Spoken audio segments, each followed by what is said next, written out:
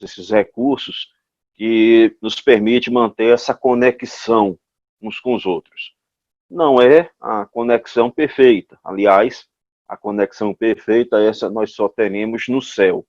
Mas é uma conexão parcial que nos priva da reunião comunitária, da reunião presencial, mas nos abre a possibilidade de cada um, dentro da sua casa, ou do seu ambiente de trabalho, manter essa conexão, pelo menos no que diz respeito à edificação, ajuste de negócios e outras coisas. São tempos novos que foram, de alguma maneira, antecipados com muita velocidade por conta da Covid. E isso nos faz pensar efetivamente na providência e no cuidado de Deus. Hoje mesmo eu fiz uma pastoral acerca das mídias para a igreja, dizendo para eles que apenas o que mudou do primeiro século para cá é o cabo da fibra ótica. Mas antes, quando os apóstolos, quando os presbíteros e as pessoas que não podiam se fazer presentes em algum ambiente, antes o que eles usavam eram as epístolas, escreviam. A carta de Paulo a Filemon, por exemplo, foi uma mídia que Paulo usou e pediu que fosse lida publicamente na igreja. Então, nesse sentido, irmãos, nós podemos usar as mídias para efeito da edificação e graças a Deus, porque na providência do Senhor isso nos tem sido permitido. Agradeço aos irmãos da UPH por nos darem a possibilidade de ter esse momento com vocês, de conversa, de edificação, de leitura da palavra de Deus. E digo o seguinte, se não atendi em outro momento, não só os irmãos, mas outros que tentaram, se deu por muitas coisas. Uma delas é que a gente não estava preparado do ponto de vista da estrutura para poder manter essa conexão como deveria. Até a minha conexão de internet aqui, a que eu pagava, era a mais barata possível. Hoje, por força das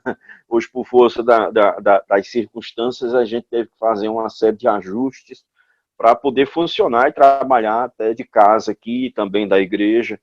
E assim nós vamos prosseguindo, conforme Deus vai nos permitindo caminhar.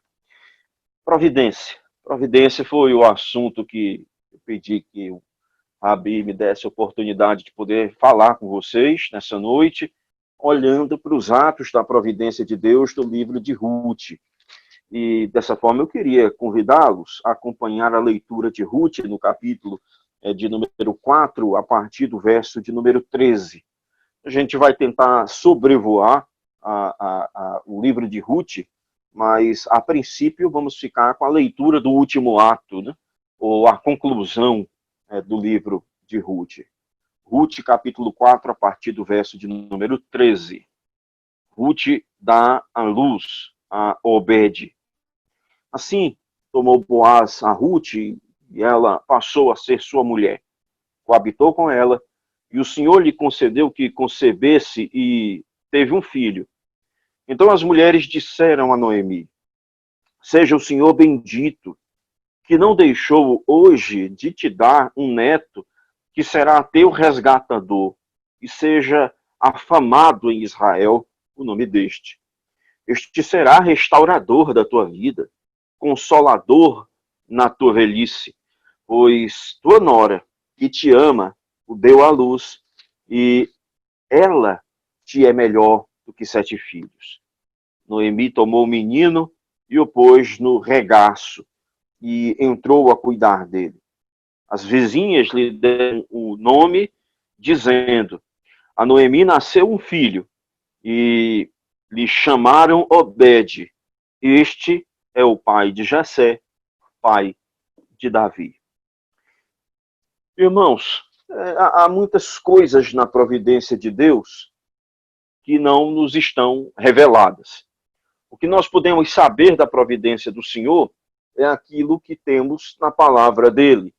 E o que recebemos da palavra do Senhor são promessas de que ele não nos abandona, são promessas de que todas as coisas estão debaixo do poder e da soberania dele. Basta lembrar, por exemplo, da declaração do sábio Jó, quando se vê diante do significado do seu sofrimento, não do significado do plano de Deus para ele, mas no significado da soberania de Deus para além de qualquer retribuição. Ele então diz: bem, sei que tudo podes, e nenhum dos teus planos pode ser frustrado. Para olhar no sentido da nova aliança, ou seja, já bem após a crucificação de Jesus, o apóstolo Paulo escreve aos Romanos, aquele texto clássico que todos nós conhecemos, de Romanos 8, onde ele diz: todas as coisas cooperam para o bem daqueles que amam a Deus. Em sequência, ele dá aquela corrente de ouro, no sentido de dizer que aqueles a quem Deus chamou, a estes também justificou, e aos que justificou, a estes também glorificou. Todas essas passagens, e muitas outras da Escritura Sagrada, nos apontam para o tema da providência de Deus, o cuidado de Deus. Cuidado esse que, como disse, é revelado na Escritura para que não esqueçamos de maneira alguma que Deus está no governo de todas as coisas. No entanto, no mundo da vida, nem sempre nós podemos contar com uma sabedoria daquilo que Deus tem em sua providência secreta. Aliás, nós não temos acesso a ela. O puritano John Flavel já dizia nos seus escritos sobre providência que não nos pertence conhecer aquilo que está na providência secreta de Deus, mas sermos nutridos por aquilo que nos é revelado na Escritura acerca da sua providência. E é nesse sentido que nós encaramos o texto de Ruth, um livro, um texto que narra uma história improvável, uma história que nos anima a confiar na providência de Deus. No momento deste pandemia, uma pergunta que tem sido feita há muito e exaustivamente, e que tem levado muitos ao cansaço espiritual, por que Deus permite uma pandemia? Por que Deus permite um tempo onde as pessoas elas morrem? Por que Deus permite um tempo onde as pessoas se veem sobrecarregadas, perdendo seus empregos, lutando para manter suas empresas? A resposta para essa pergunta é, sinceramente, não sei. Não temos como saber por que Deus permite um tempo como esse. Mas sabemos que Deus, com a sua providência, controla todas as coisas, e todos esses atos humanos que nós estamos vendo agora, e inclusive a própria estrutura do universo, um vírus como o corona, como o Covid-19, nem mesmo um vírus como esse está fora, melhor dizendo, do cuidado e da providência de Deus.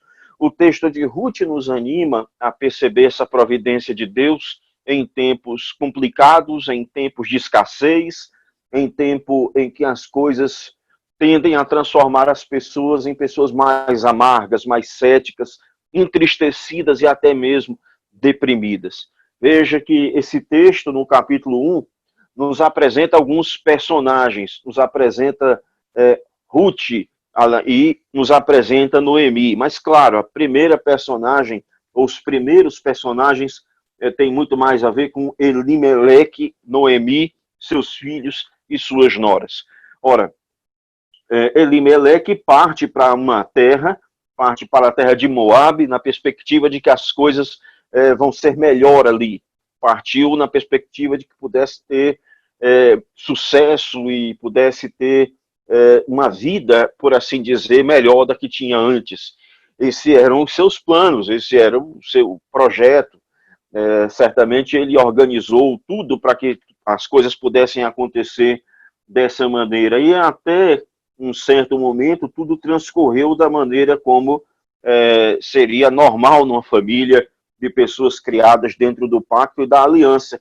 Deus permitiu com que os filhos desse casal pudessem casar, e casaram, inclusive, com moabitas, sendo uma delas Ruth, e outra que casou, está aqui registrado no livro sagrado, também teve a oportunidade de casar com os filhos, né, desse casal que foi aqui pleiteado. Né? Orfa, né, melhor dizendo, era uma das mulheres. Ruth e Orfa foram mulheres moabitas que casaram com os filhos.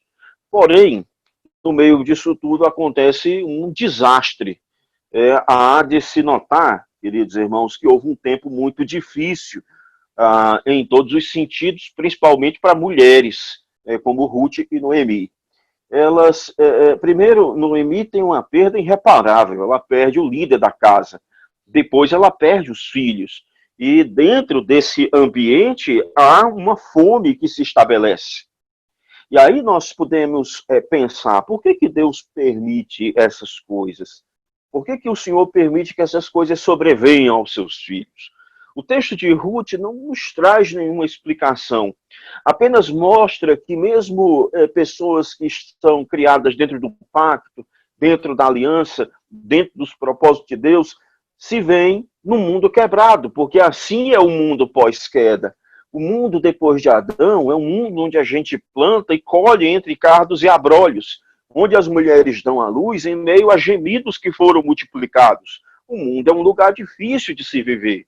E eu acredito que essa é a mensagem primeira que o texto de Ruth quer nos dizer, que o mundo é um lugar difícil, que o mundo é um lugar onde nós fazemos planos, mas nós não sabemos o que vai acontecer amanhã. É aquilo que Tiago diz, se o Senhor quiser, faremos isto ou faremos aquilo. Muitos de nós têm uma tendência a planejar a longo prazo. Eu diria que a meiota, por assim dizer, o equilíbrio está, evidentemente, em planejar, mas em entregar tudo nas mãos do Senhor e receber o que Ele tem para nos dar como servos. Se o Senhor nos der um tempo de bonança, recebamos a providência e o cuidado de Deus. Mas se o Senhor nos envia tempo de luto, se o Senhor nos envia tempos de dificuldades, se o Senhor nos dá tempo de limitação, recebamos também como servo, pedindo ao Senhor a mesma disposição que o apóstolo Paulo manifestou escrevendo aos Filipenses, quando ele disse, tudo posso naquele que me fortalece. Mas o que é que isso significava? Eu aprendi a viver contente em toda e qualquer situação. Viver num mundo difícil, irmão, significa também aprender a lidar com outro aspecto do ensino de Paulo, quando ele disse, tendo com o que comer e com o que vestir, estejamos contentes. Não sei por que Deus nos permitiu viver uma pandemia como essa, mas eu posso dizer com absoluta certeza que depois da queda dos nossos pais, de Adão e Eva, o mundo não é mais o mesmo. O mundo está quebrado, o palco do mundo está quebrado. E ele só não está pior porque a providência de Deus ainda reprime boa quantidade do mal que existe no mundo, através do Estado e através da sua providência secreta, que ainda planta no coração das pessoas certa consciência. Então, o primeiro capítulo de Ruth nos coloca diante desse ambiente e nos coloca diante de uma questão que não pode ser perdida de vista. Quem será o provedor de Noemi e de suas noras? Veja, irmão, que essa é uma preocupação que está descrita no verso 8 do capítulo 1. Esse Noemi, ide, voltai cada uma à casa de sua mãe, e o Senhor use convosco de benevolência, como vós usaste com os que morreram e comigo. O Senhor vos deixe sejais felizes, cada uma com seu marido. Beijou-as. Elas, porém, choraram muito e em alta voz. E disseram, não, iremos contigo ao teu povo. Porém, Noemi disse, voltai, filhas minhas. Por que ireis comigo? Tenho eu ainda no ventre filhos, para que vos sejais por maridos? Tornai, filhas minhas, ide-vos embora, porque sou velha demais para ter marido. E ainda quando eu dissesse, tenho esperança, ou ainda que a esta noite tivesse marido, e se houvesse filhos, esperá-los-ias até que viessem a ser grandes, abster-vos-ias de tomar marido? Não, filhas minhas, por vossa causa, a mim me amarga o ter o Senhor descarregado contra mim a sua mão. Note que Noemi, no meio desse tempo difícil, ela não entende porque Deus permitiu tantas coisas ruins na vida dela, mas ela não desperdiça esse tempo de dificuldade, ela entende que Deus está tratando com ela se vê debaixo da disciplina de Deus por conta de tudo que estava acontecendo. Mas a todo instante ela diz, eu não posso prover, eu não tenho como levantar filhos para que casem e sejam mantenedores de vocês. Então é como se houvesse aqui um trilho de narrativa, todo o tempo chamando a atenção da gente. Quem vai cuidar de Ruth? Quem vai cuidar de Noemi? Quem vai cuidar de Orfa? Quem será o provedor delas? Claro que ela já tinha dito aqui, né, o Senhor use convosco de benevolência, mas de alguma maneira ela não sabe como vai encontrar provisão. Será que isso é algo estranho para milhões de pessoas agora, inclusive nossos irmãos, que não sabem se amanhã vão conseguir um emprego, não sabem se amanhã vão conseguir o pão de cada dia? Irmãos, o mundo que nós vivemos é um mundo caído, é um mundo quebrado.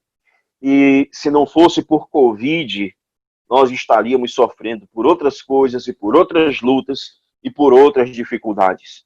Nós bem sabemos de pessoas que nessa hora estão com câncer que não tem cura, ou que à luz da medicina não podem receber nenhum tratamento, outros que morrem de ataques fulminantes do coração, outros que perderam seus empregos e perderiam agora com Covid ou sem Covid, porque o mundo é um lugar difícil de se viver. O mundo é um lugar quebrado e muitas vezes nós nos encontramos diante de um turbilhão de coisas difíceis de compreender e nos vimos na condição de Noemi. Será que o Senhor está descarregando toda a mão dele contra mim? Esse é o primeiro ato, irmãos, que nós observamos nesse texto até chegar o momento em que Noemi decide voltar para sua terra, porque ouviu dizer que lá tinha pão. E assim ela vai em busca de provisão. Só que ela não volta para sua terra como alguém bem estabelecida financeiramente. Ela volta para se humilhar naquela condição das leis que atendiam as pessoas mais vulneráveis. Ela volta para respigar no final da colheita. Basicamente seria o que a gente chama de raspa do tacho, ou por assim dizer, pegar apenas o fim, pegar apenas aquilo que sobra, pegar apenas aquilo que resta. E ela volta para se enquadrar dentro dessa situação. As pessoas, quando olharam para ela, disseram, olha, não é essa Noemi, aquela que é risonha, aquela cujo nome aponta para sorrir? Ela então diz, não me chame mais de Noemi, eu sou uma pessoa amarga, eu estou muito entristecida por tudo que o Todo-Poderoso tem me feito passar. Então não me chamem mais, me chamem de Mara. Eu não sou mais aquela mulher tão alegre, eu não sou mais aquela mulher ditosa. Ela voltou pobre. E, curiosamente, irmãos, a mão da providência de Deus já estava ali. Ela nem sabia. No meio da sua amargura, ela já tinha Ruth do lado dela. Ruth que tinha dito, Ruth que já tinha dito para ela, meu povo é o meu povo, teu Deus é o meu Deus. Ou seja, ela atendeu para se colocar debaixo das asas do Deus Todo-Poderoso. Ela não queria mais voltar para os ídolos do seu povo, nem da sua terra, nem da sua família. Ela queria encontrar guarida e cuidado no meio do povo de Deus. E aí, irmãos, a gente entra no capítulo 2, que é um ato muito importante do texto de Ruth. Essas mulheres vão respigar, vão colher aquilo que sobra, confiando nas leis do Antigo Testamento, de que Deus levantaria pessoas que cuidariam dos pobres e dos necessitados. E aí o texto, irmãos, diz que casualmente Ruth começou a entrar no campo de Boaz. Veja, irmãos, no capítulo 2, verso 3. Ela se foi, chegou ao campo e apanhava após os segadores. Por casualidade, entrou na parte que pertencia a Boaz, o qual era da família de Elimeleque. É interessante esse ponto de vista de quem está contando a história. Quem está contando a história já sabia da narrativa como um todo, Mas ele quer passar para quem está lendo a ideia de que elas não faziam nem ideia. Elas casualmente estavam ali respigando. E não faziam ideia de que estavam entrando no campo de um homem bom. Elimeleque, um homem que, diante daquela situação, agiu com extrema bondade. Era um homem que, quando chegava perto dos seus trabalhadores, ele dizia: o Senhor seja convosco, o Senhor te abençoe. Era um homem atento, ele observava tudo que estava acontecendo. E ele viu uma moça no meio dos segadores, ele perguntou: quem é esta moça? E responderam-lhe os seus servos: essa moça Boabita veio com Noemi, da terra de Boabe. E disse-me ela: deixe-me rebuscar as espigas e ajuntá-las entre as gavetas após os segadores. Assim ela veio, desde pela manhã até agora, está menos um pouco que esteve na choça. Então Boaz disse a Ruth: ouve, filha minha, não vá colher em outro campo, nem tampouco passes daqui, porém aqui ficarás com as minhas servas. Ou seja, irmãos, casualmente, sem nem perceber, ela estava entrando num campo de um homem que não era apenas bom, é de um homem que era parente próximo de Elimeleque, de um homem que poderia ser um instrumento de resgate na vida delas, essas mulheres que estavam diante de uma situação empobrecida. É como se nós estivéssemos aqui vendo dois planos. Um plano humano, onde nós vamos com coragem enfrentando as situações difíceis da vida, e o outro plano, que é o plano da mão de Deus, dirigindo todas as coisas sem tolher 1 milímetro da nossa livre agência, mas conduzindo todas as coisas para um bom propósito. A pergunta é: quem a essa altura do torneio sabia que as coisas estavam indo bem? Vá dizer então para Noemi que o que ela estava passando era bom. Vá dizer para Ruth que respigar como uma pessoa pobre, lá no final da respiga, que era uma coisa boa. É óbvio que aquela não era a melhor situação, mas Deus estava usando para um propósito. Assim também é na nossa vida, nós passamos por coisas que não são boas. Santo Agostinho dizia que há coisas que, aos nossos olhos, parece que Deus tem duas vontades. E ele dizia com muita sabedoria: aos nossos olhos, nós pedimos com vontade boa aquilo que Deus quer com vontade má. Isso aos nossos olhos. Porém, muitas vezes aquilo que a gente acha que Deus quer com vontade má é aquilo que Deus quer com vontade boa para o nosso propósito. Claro que a lei de Deus diz para não matar, para não oprimir, para não alimentar a pobreza no mundo. E poderemos pensar: mas por que Deus permite essas coisas? Não sabemos. Parece que Deus tem uma vontade má, dizia Santo Agostinho, mas na verdade é a vontade boa dele, conduzindo todas as coisas de uma maneira que nós não compreendemos, a um bom propósito de sua vontade. Essa mulher, sem mesmo perceber, estava entrando num campo de um homem bom. E quando ela tem essa notícia de tudo que aconteceu, ela corre e vai dizer para sua sogra. E quando ela vê, quando Noemi vê tudo aquilo em fartura de um dia de trabalho, no verso 19 do capítulo 2, ela pergunta: onde você colheu hoje? Onde trabalhaste? Bendito seja aquele que te acolheu favoravelmente. E Ruth contou à sua sogra onde havia trabalhado e disse: o nome do Senhor em cujo campo trabalhei é Boaz. Aí veja o que é que aquela que estava amarga diz. Então Noemi disse à sua nora: bendito seja ele do Senhor, que ainda não tem deixado a sua benevolência nem para com os vivos, nem para com os mortos. Disse-lhe mais Noemi: este homem é nosso parente chegado e um dos nossos resgatadores. Irmãos, que passagem maravilhosa. Aquela que antes estava amarga, triste, aquela que dizia: olha, não me chamem mais pelo nome que eu tinha antes, me chamem de Mara. Ela nem percebia. Ruth estava com ela, cuidando dela, uma nora abençoada que Deus lhe concedeu. Às vezes assim é com a gente. Nós somos abençoados por Deus e nem percebemos. A amargura nossa é tão grande que a gente nem percebe a mão de Deus cuidando da nossa vida.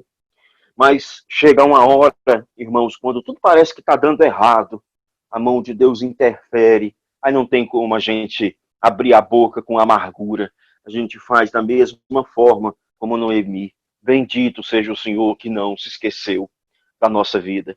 Queridos, nesse tempo tão difícil, nesse tempo de tanta incerteza, vamos trazer a memória que nos dá esperança. Deus não abandonou duas viúvas.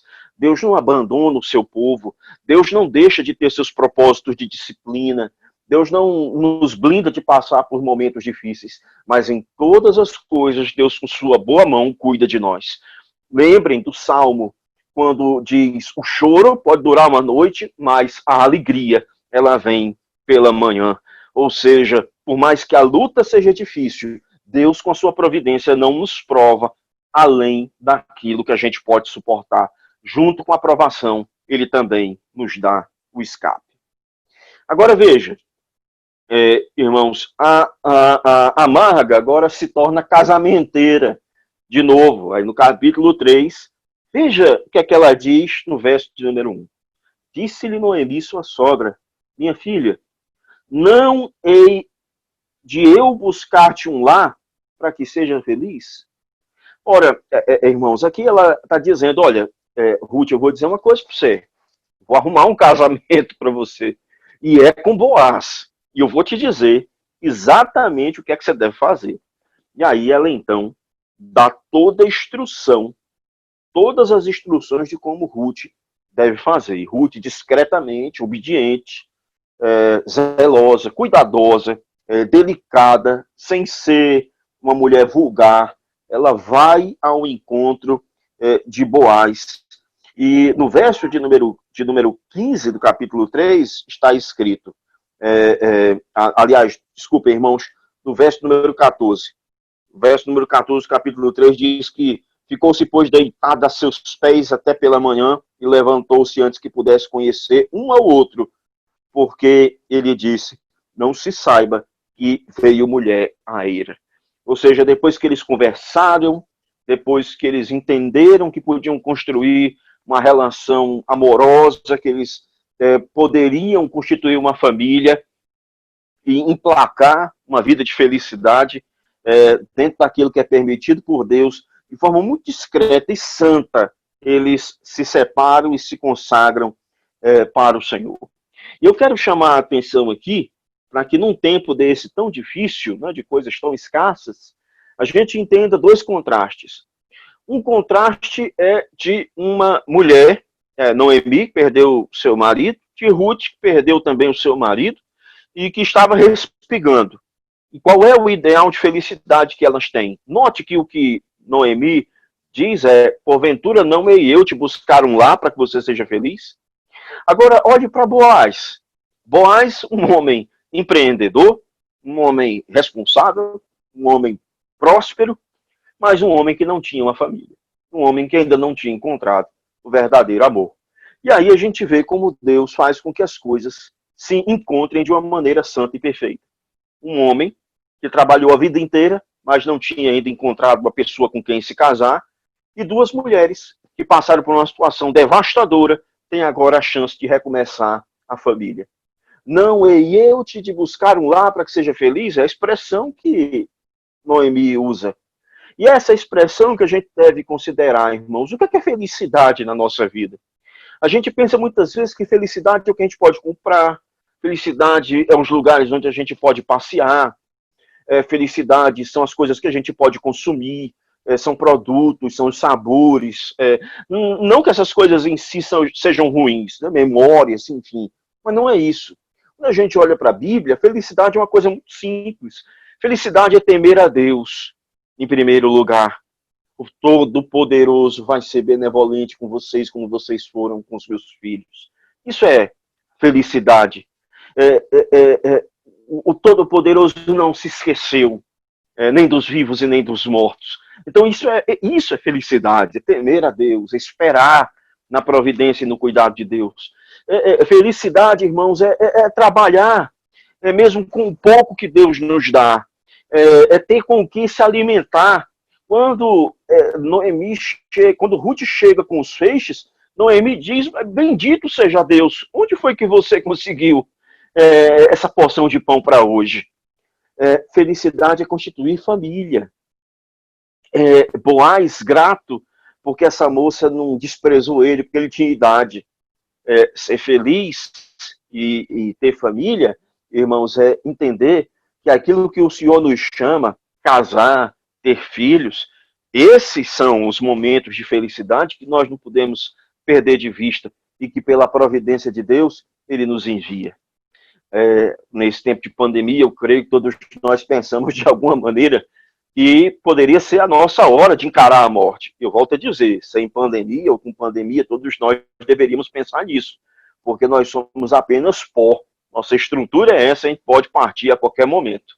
Mas uma das coisas que eu comentei com a minha esposa foi a seguinte: minha filha, eu não sei, né, como é que nós vamos passar diante dessa pandemia, mas uma coisa eu sou extremamente grato a Deus.